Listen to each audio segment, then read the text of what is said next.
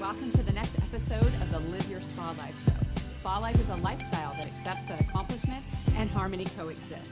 The Spa and Spa Life, the SPA, is for seek power always, that power within you to do your deeper work in the world. In our new season, which I'm so excited about, our theme is being a force for good. And I am so fired up about our guest that we have today, Jes Richardson, who is a firecracker. She is full of life. Her stories of triumph and fierce tenacity will have you on the edge of your seat. Jes is a business turnaround specialist, author, consultant, wife, and mother of 5. She has an incredible story that we're going to dive in here today. Jes, welcome to the show. Thank you so much for having me. And I am so excited to be a part of A Force for Good, because that is what we need more of in the world. Absolutely. And, this is such a great, thing I love bringing to our audience is when people utilize their experience, what they've learned in life to really, it's who they are. It's all of our stories. It's all of our experiences that we actually get to grab that information and move forward in life. And so I want to jump in with your story in terms of your newest book that's out is Everything I Know I Learned from My Pimp. And, that title, everyone goes, what? What did she just say? So if you're driving your car, pull over for a second. You might want to listen in here. Jes, I'd love for you to share, what is your background? What was your experience? You've gone through a whole range of being trafficked to really looking at what you've learned through that. And you can really see that in the journey of your book. So please share. Yeah, absolutely. Well, first, you really don't know what you don't know. And when you're born and you live these experiences, you think everybody is experiencing the same thing. That's what happens when you're young and you're starting to grow up. You live in this bubble. And I didn't know that life was any different for anyone else. I started being sexually abused when I was 4 and 5. Rape became just very normal to me, but I had never heard of rape. I didn't know that even sex was not something you weren't supposed to do. That didn't settle in until I was about 10, 11 years old, and all my friends started having sex. And I'm like, y'all don't know what this is? What, how did you miss the boat? Everybody does it. Right. And that's when all the shame set in. So really, as I've lived my life, I haven't known anything different. And I don't think anyone really does until you get out in the world and adventure and see different perspectives and different stories. Then you can see, wow, we really live in a bubble. Right. Yeah. So, I appreciate you having that as the foundation of this conversation because, when we live our life, we think that's what everyone else does. And that was a rude awakening moment for myself because I grew up in, a very middle-class family. There was no abuse. I had just this, really idyllic childhood. And then when I went to the police department and I went undercover as a prostitute and I didn't know anything about the street. In fact, the detectives would laugh because they would have to explain stuff to me. I was like, how do I charge for that? What is that? Is that, all these questions that I had. And I had no idea of how people were living on that side of the track and how they were doing things and what that looked like. And so, one of the reasons why I actually went undercover as a prostitute was it was just coming off the heels of, you just did a social post about Gary Ridgway, who was the Green River serial killer, and he killed 70 women over the span of 10 years. In fact, not all that came out in the court cases. I think he only got convicted of 70 of them, but 20 of them were in San Diego, and there were a lot of copycat killers. And one of the awarenesses that you had mentioned was that serial killers target prostitutes because they are the least likely ones for people to report them because they're already missing or they've been gone for several years and things would happen. So that is why I went as a role as a prostitute, was because that's who the serial killers were targeting. So, there's this whole world of, being out on the street, but also, the extra level of danger that is happening with that. So take us back to you actually being on the street. And did you realize that you were being trafficked when it was happening? Not at all. In fact, I didn't even ever hear the word trafficking until 2009. And so that was actually one of the keys to my healing journey was by the time I went public with my story in 2009, I heard about trafficking for the first time. I happened to be attending a conference in a hotel I had been trafficked in. And I was like, oh my goodness, I need to talk about this, because I had achieved so many things and was giving back, and my family was awesome. Like everything was just good. And I was like, if I missed it, how many other people missed it too? And the benefit I had in in waiting so long before hearing that I was a victim of something was that I did all of my healing work beforehand. It's never been re-traumatizing for me to share my story, because I had already shared so many times with different words, different context. I just thought I was a hoe. I thought, I had an abusive pimp. Yeah, he was an asshole. Yeah, it was really bad, but sorry, language. I didn't know. You don't know what you don't know. Right. And in the 90s, it was the height of this pimp ho culture. And so like Pretty Woman came out, and like the music, I mean, I was raised on like gangster rap, and I still love it. That's how I get my house clean. Yeah, I got into that as well with the department, because that was all the music that was being played on my beat. Right. And so that becomes part of it. And, I love you talking about the culture, right? Because there becomes this indoctrination between the music and the words, and it sounding like this glamorous lifestyle, right? Right. And so then the pimps learn. In fact, you start talking about this in your book about pimps have a very psychological aspect to themselves in terms of finding out, in fact, one of your quotes had talked about how if you find out what a bitch wants and you provide that for her, right, then she's going to be loyal to you forever, because we all want to have love and be heard. And there's a role that pimp plays, which is why there's so much loyalty that happens in that, and that they'll do anything for them, because there becomes this family, this community, and this instability that it feels like that is the only stable thing you get is from that pimp. So I'd love for you to talk a little bit more about just that relationship and why the title of your book, and what would you say is like the number one thing that you learned from him? Number one thing, business. His name was Martin. Probably could be, still is. I don't even know if that was his real name, because I had a fake ID. I had no idea what his real name was either, because mine came from his. So his name is just the same name I've always known him as, is Martin. And I was really fortunate, and in the ways that he was an old school pimp. And I'm grateful, because when I see what's going on with the culture now, there's not the same grooming process in so many ways. Like the culture has shifted over the last 20 years. It just has. And Martin had so much finesse and so much passion, and he understood the concepts of business. And what I see now is so much more just violence and force. And it's like there's some that are still suave, but it's not the same. Martin was actually the pimp with the red suit and the fur coats and the Cadillac. And I learned as I grew with him. So many of my peers, I was just turned 17 when I met him. They're all, skipping school and smoking weed behind the gym. And I'm traveling the country learning how to navigate an industry that is kind of regulated, but not really, and always on the edge of society. Right. Yes. And so that hustle, that dynamic of learning how to close sales, negotiate, listen, play a role, like do all these things that are required, and cash flow, because it's like I had to make a quota every single night. So there are things that once I got to the other side of the pain, it was like, wow, I really learned a lot. This was like the fast track to a business education and team leadership and how not to lead. And no one is all wrong. That was something that as I was going through my healing journey, I was like, even Hitler wasn't like 100% evil. In fact, about 95% of what he taught was really good.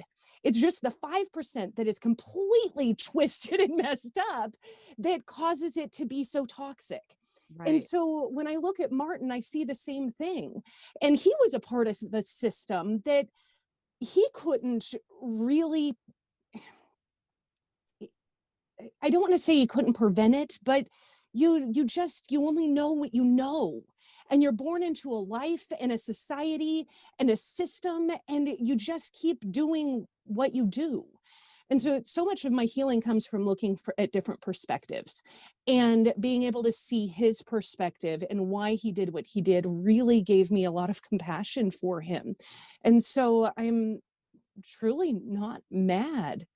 I I want him to find the same freedom that I have, because he did some really messed up stuff. Right. And that's Right. got to be a lot of guilt and shame that he's got going on. So, Yeah. Well, one of the things that you also talk about too is you encourage people to get triggered, right? So I'm mhm, sure that there's some people listening to this right now, and for those of you who still have your jaw on the floor, like going, "What is she talking about right now?" And just for some clarity, we're not saying that we're not elevating or making celebrity mhm, status out of a pimp, or saying he right.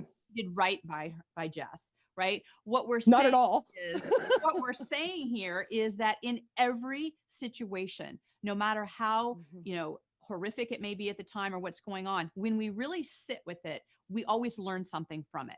Like there's something in there for us. And when we look at things that, we've heard, like, looking at life from what is happening for us versus to us, it also mhm, has to do with how we experience life. How is it that we learn from it, and how we can evolve from it? And it is so important to look at, how the different perspectives are of other people, that we don't just assume people are having the mhm, experience that we're now labeling it to them. In fact, I'd love for right. you to talk a little bit about the difference between a sex worker and someone who is trafficked and exploited. Boy, that is a huge, huge spectrum. And I thank you so much for bringing this up, because the sex industry is massive. Like, it's a multi-billion, probably $1 trillion industry. There's no real tracking on it, but it's enormous. And there are people of all types in it. And any industry is this way. Like, if we were to look at hotels globally, you would see there's some people who are treated really well, and then there's others who are being completely exploited. It's the sex industry is a massive industry.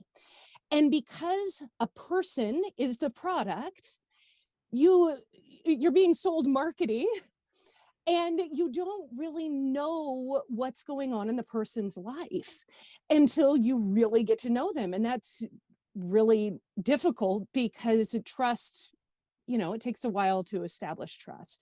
So within the sex industry, some that people are there by force, and then others are there because they want to experience freedom within sexuality. They want that. Other people are there because their children are sick, and it's the easiest way to be able to care for someone and make money fast enough. Like, there's a gazillion reasons why people are in the sex industry, and the experiences are just as diverse. And so really the only way to know whether someone's being trafficked, exploited, they're experiencing survival sex work, or they're, empowered and loving it, is just by asking them, and listening and believing and really showing up and caring, because we all live different lives and we don't understand why people do things, but everybody does things for reasons. Right. And if you build a relationship, you can figure that out pretty darn quickly. Right. Well, and now, there is a lot more, talk about this, right? I Mhm. specifically, bring this up as topics, not only because of my own background, but, having the awareness of different people's experience. It's not like just there's one experience or one track that happens with this, and the Right. listening. And that is really a big part in the healing.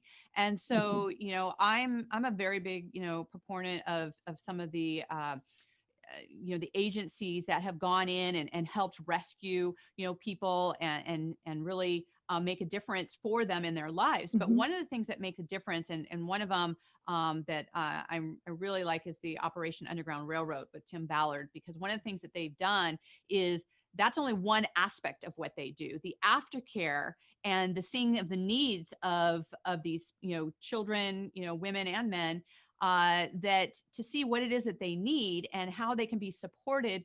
If you could Mhm. talk a little bit about, the difference of labeling someone as a victim versus a survivor, and how they are related, and how it looks like to give them the power, to empower them to then start making decisions about their life. Because if you just do a one and done Mhm. rescue, how high is that somebody goes back into the life, that they don't feel heard and loved, and Mhm. they actually have this loss of hope. You talk about in your book of that, it's Mhm. almost like a double victimization. If you've not Mhm. listened to them and you've not looked at a way that you can empower them, that they can live their life from choices of themselves, because they've already lived a life of where all choice was taken away from them. So can you speak into that? Boy, there's so much there. I actually started when I went public with my story in '09. I didn't know what I was getting into. I was listening to all the business, like Gary Vaynerchuk and Tony Robbins. And, they were like, just speak your truth, speak your truth. And I was like, yeah, I'm just going to speak my truth. No clue what would happen next, like that it would change the trajectory of my That life truth. forever. Right. Like everything except that one. And it was such a wild adventure, but I realized while I had done coaching for a long time and had been really helping people with healing and overcoming, because I had always been told that what I experienced was not healable, that I would always just be messed up. So I did my journey on my own and then helped other people along the way, because I always learn better when I teach. And so I just was like, I don't know, let's just try this, see if it works. And it worked. And, over decades, I know what I'm doing now. And trauma care that I do is very different than what a lot of other people do, but it's because I can speak to the intensity of torture and trauma of that level.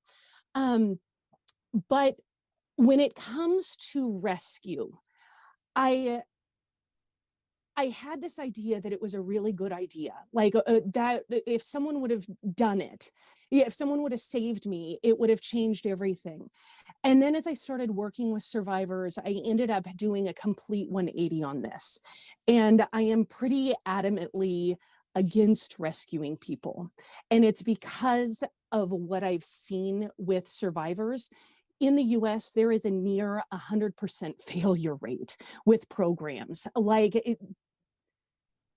You have to see the back end numbers, and you have to hear from the survivors that are coming out the other side. I'm trying so hard to not throw anyone under the bus or any organization under the bus, but the research has to be done. If there is not real survivor results on the other side, there is a very big problem. And within the rescue, I had actually taken this book and put it away and swore I would never speak about trafficking again. I would never speak about the sex industry again until COVID hit. And when COVID hit, I was like, this is what my life was for. I need to help people get through some of the hardest trauma that many people will ever experience. Like, it's collective trauma. And so I pulled my book out and just decided to publish. And we have to learn to listen and treat people differently. Rescuing rarely works, and there's so much money being funded through programs that are not actually serving people. I have placed survivors in homes where they have been raped by the directors, not just one, two in the same home, that is like accredited within all of our systems, all of our structure. We are not looking deep enough. And that was why I ended up leaving the anti-trafficking movement, I lost my nonprofit, my consulting agency, all back in 2014, because I was like, I can't do this anymore because I'm actually causing more pain than results. Right, right. And this is such So, an important conversation to have, yeah. because people want to help. right? The idea Right. of rescuing someone, right? And you talked about like, great, you get to be the hero, but how does that Mhm. impact the person who's actually going through the experience? And I think it is so important to look below that, because we're also hearing in, whether it's foster homes or, any of those Mhm. kind of things where the re-victimization that happens, like they finally got to this safe place and they had other victim experiences that were happening there. Mhm. So, when you look at the totality of it, this is the kind of questions we have to ask. We're not coming up with all the answers, but if somebody doesn't start asking the questions about, what is really happening, how is it that people are now being integrated into society? Are they able to, make decisions in their life? Are they completely shut Mhm. down? Who can they trust? And I think if anything out of, this last year, life was shooken up in so many different ways. Mhm. But a lot of truths have come out of it too, where people are, Yeah. they're asking those deeper questions and they're like, okay, who is here to support us? Who does have our back? And how are we going to do the things that we're going to do? And these are part of the questions that are, Mhm. foundational. We talk about being a force for good. Are you being that force for good on how many levels, right? Versus just the Right. surface level, right? It's like, Mhm. are we really making a difference? And those are the kind of questions that we have to ask individually, right? Because what Mhm. works for one person is not going to work for another person. And Mhm. so, there's that. How do you trust your own judgment when you can't trust somebody else? And so, Mhm. one of the things you also talk about is, not second guessing your passion, right? Because this Mhm. whole second guessing comes into when we don't trust ourselves. So, how is it Right. that you learn to trust yourself, and how is it that you are helping people move out of that survivor mentality and learn Mm. to trust themselves above all else? Boy, two awesome things there. First is intuition. Intuition is like the untapped God within us. It is so powerful, but in society, we haven't been taught how to silence our brain. And so our brain runs, we overthink, and then our heart, we feel everything or we feel nothing. And it's all these extremes because trauma presents in extremes. And then when you can connect the head and the heart, that's where your passion comes in. But your gut, your intuition is like deep in your belly. Like it's just this quiet feeling, but you really can't use your intuition and your brain or your heart at the same time. So you have to turn these two off in order to be able to feel. And I actually learned that the story is in my book. I was working the track, so the street in SeaTac, so the Seattle airport area, right around the same time that Gary Ridgway was killing women on the street. And this old hoe came up to me and she was so scary, but she told me that I was the person that he was targeting. Like I look like them. And I'm 17 and I'm just trying not to get flipped by her. Like, I don't even know, can I look her in the eye? Like, I'm lost in the world. And I remember thinking, like, I became ultra paranoid because, you lean in the window and you have 15 seconds to decide if this person is going to kill you or not. Yeah. That was when I learned intuition. Wow. And we can all learn to do it, but so many times our lives aren't extreme examples enough.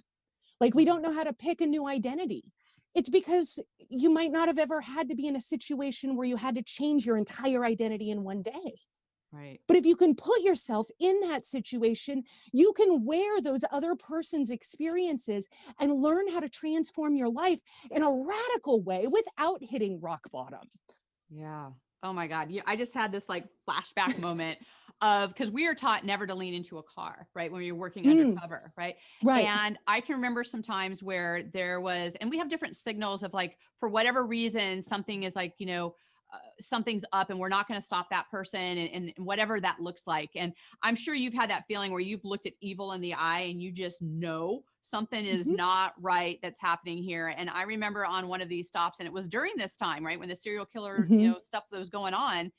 mhm, And I remember I was getting ready to lean towards the window and I stopped myself, but I even stopped just the contact. And I did a signal that I just waved the person off, and they stopped him like 2 blocks away, because everything about me was like, this person is evil. I'm in danger. Something everywhere. Like everything about it was something was, and I remember trying to almost second guess myself in the moment, going like, this is what you're supposed to do. You're supposed to stop this person, and it's okay, and everything's fine. But I listened to that. And the stop that happened a couple of blocks away, this person had a gun underneath the seat. They had all kinds of material, in the car, that he definitely had harm in mind of what was going on. And luckily we got to, document that person. And, it was through our prostitution type things that we were actually able to identify people that were out to hurt, girls and women that were out there. But if I didn't listen to that, who knows, as far as being grabbed into the car. I mean, I've had lots of different experiences around that, but that trusting of yourself, because there is always that second head, voice that's going like, you're nuts. Why are you even being triggered by this? And, we get worried about what other people are thinking. But trusting that inner, voice is so important. And I'm sure that saved you on so many different occasions. Absolutely. And triggers are just indicators. They're just like, that's why I love triggering people. I love getting triggered, because that just means there's something I have to resolve. Right. And if I go through life trying to avoid my triggers, I'm trying to avoid resolving my problems. And so one of the key elements to my healing process was seeking out my issues. I didn't want to pass all of this on to my 5 kids. I didn't want to pass the horrible marriages that my mom experienced onto my marriage. I wanted to change my entire life. I wanted to do something that no one thought was possible. And my attitude has always just been, just watch me. And I flail and I make mistakes and I fumble all the way through. But you know what? I have a great time doing it. Yeah. I used to be so scared of falling, like getting on stage, until I did it. I flattened out. And you just jump up and keep going. Right. Like, you're gonna mess up, you're gonna fail, you're gonna have problems, and you know what? You're gonna live. Right. Or I love or you you're not. not. About the fear. But you keep moving forward. And I love the courage, and I love you talking about fear, because, I know that a lot of people, in the last year with the pandemic and everything, that, fear was just at an all-time high. And talk about giving your power away. It's just nuts, the level of fear that people are in. They're letting like all these like chaos and things outside of themselves determine how they're going to live their life and what it looks like. I would love for you to speak into just how you handle fear and crisis in general, because people are just in this like, crazy state. And for you and I, who've been in like life and death situations, it's almost hard to even relate to that, because it's like, why are you so fearful of these kind of things? And so you have to be able to be empathetic to see, everyone has their different levels of what triggers them and what happens with that. But talk about having rebellion as an answer to fear. And when I heard you talk about that, I'm just like, oh, girl's got some stuff on this. This is so much fun, because we are so powerful. Our minds, our words, and our actions are the only thing in the universe that we can control. What we do with those things creates the entire world that we live in. Fear is an indicator, just like all of your feelings. It's just a feeling, it's just sending you a direction. But safety, which is what most people crave, like safety and comfort, those are illusions.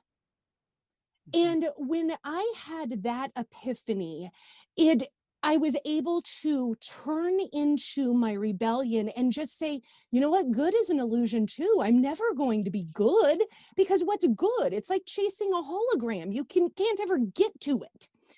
And safety, like, you can live the most perfect, healthy life. You can be raw vegan. You can exercise twice a week. You can have the best sex and the best relationships and the best family, and still get hit by a car. you're gonna die. Control the We're all controllables. gonna die, right? And so, like, have fun. And if you can't ever be good, like, if you've been working so hard to be good, just give it up because you're already great. Right. And just lean into the bad, into the rebellion, into the, you know what I'm gonna do? I'm gonna wear my shoes in the house just because. You rebel, you. Right? I'm gonna park a little crooked because I don't want to back out. Like, yeah, like if that's as bad as my bad gets, like Right. the worst, what are they gonna do? Take my birthday away? Are they Right. gonna leave me like a dirty note or something? Like, try not to be a asshole, but like Right. most of the time we try so hard to be good and then don't give ourselves credit for all the good we've already done and all the changing we've already done. So Right. lean into the bad and have fun. Like, learn to play again.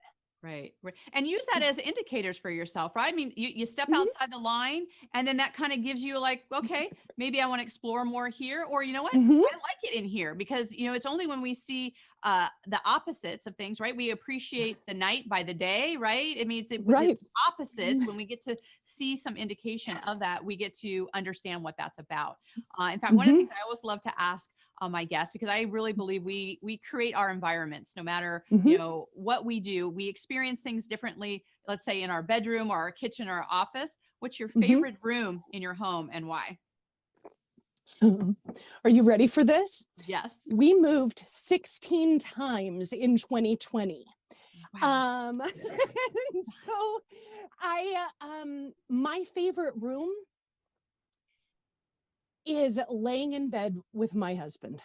Wherever that bed is, it is my safe place. It is my comfortable place. It is the place where I am unconditionally accepted and cared for and loved and heard. And it has been a lot of work.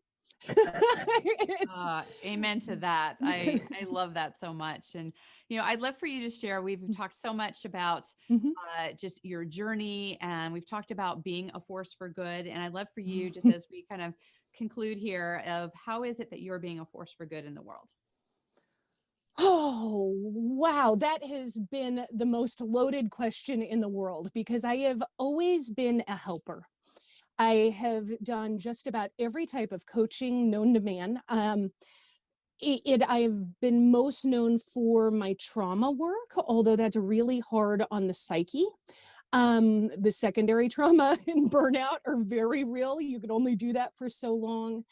And we actually had a period of time from 2014 to 2018 where we lost everything 3 times by weird random events like a hurricane. Our youngest son became paralyzed after being bit by a bug.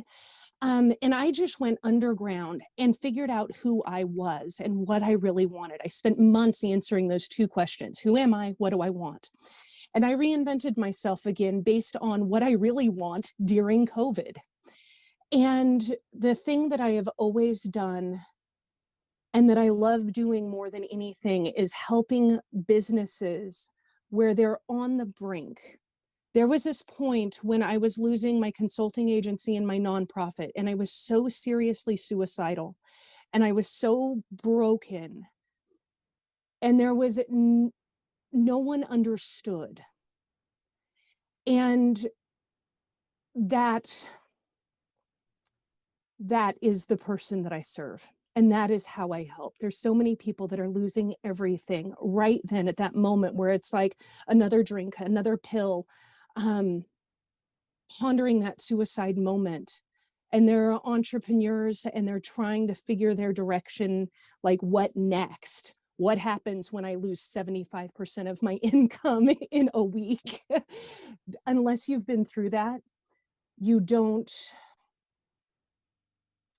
quite understand how hopeless that feels in that moment. And so just over the last quarter of 2020, I started a consulting agency and I work primarily with coaches and course creators. it's more fun and more rewarding than anything I've ever done in my entire life. And it's very niche, but it's, it is a wild adventure. I love that so much. I know that there's going to be so many of our listeners that can just relate to that, because there was definitely a roller coaster that was huge over this last year. But I think if people look at their life in totality, you know, that is life. Like, you know, it may not be so deep or so high in them, but there is definitely that moving through things. I know that people are going to want to stay in contact with you. We'll put all your information in the show notes, but if you want to share a little bit about that, that would be great. Awesome. Well, my book is only $7. And so I really want to just change the world, quite frankly, with the book, because there's so many paradigm shifts and I've journeyed so much. So that's everything I know I learned from pimp.com. My business is Burnt Consulting. I actually just launched an awesome foundational program for coaches and consultants who are getting started, the Fire Starter program.